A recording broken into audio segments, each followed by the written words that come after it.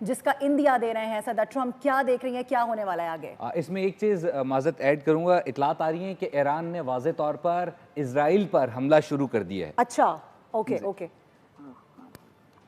ہاں دیکھیے وہی بات ہے کہ سچویشن اب بڑھتی چلی جا رہی ہے، اور اس میں as far as I am concern سب سے بڑا ایلیمنٹ اب یہ ہے کہ اس میں تو کوئی شک نہیں تھا کہ یہ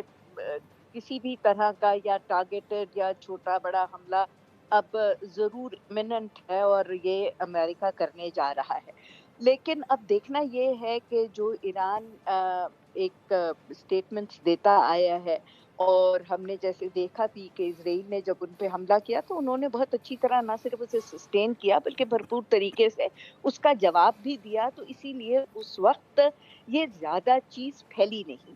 تو اب ایران اس پہ کس قسم کا جواب دیتا ہے؟ اگر ایران واقعی ایک بہت مضبوط اور افیکٹو جواب دینے میں کامیاب ہو جاتا ہے، اور وہ جیسے کہہ رہا ہے کہ جو ان کے پاس اسٹاک فائلز ہیں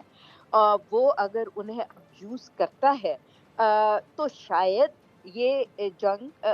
تھوڑے دنوں میں رک جائے۔ لیکن اگر یہ بھرپور طریقے سے جواب نہ دے سکے تو پھر تو اس میں کوئی شک نہیں ہے کہ یہ لانگ ٹرم پھر چلے گی، اور لانگ ٹرم چلے گی تو پھر اس میں پورا خطہ اس آگ میں جو ہے وہ جلے گا۔ اس میں سب سے زیادہ تو نقصان بیسیکلی ہمیں ہوگا، کیونکہ ہمارا بہت بڑا بارڈر ہے ایران کے ساتھ، اور ظاہر سی بات ہے اگر ایران میں جنگ ہوئی اور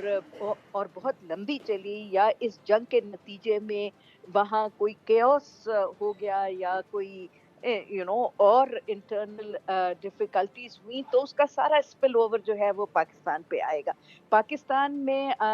ظاہر سی بات ہے بلوچستان آلریڈی ڈسٹربڈ ہے، اس کو ہم کنٹرول کرنے کی کوشش کر رہے ہیں۔ افغانستان میں ہم آلریڈی بہت بری طرح اس وقت پھنسے ہوئے ہیں، ہم ان کو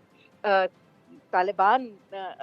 نے جو اٹیک کیا ہے اس کو کاؤنٹر کر رہے ہیں، ان کو ختم کرنے کی کوشش کر رہے ہیں۔ تو یہ ایک اور ہمارے لیے ایرانین بارڈر پہ بھی مشکلات ہو جائیں گی، اور اس میں ظاہر سی بات ہے کہ پھر چین کا بھی اپنا دیکھنا پڑے گا کہ ان کا سٹانس کیا ہے۔ چین ظاہر سی بات ہے جی کہ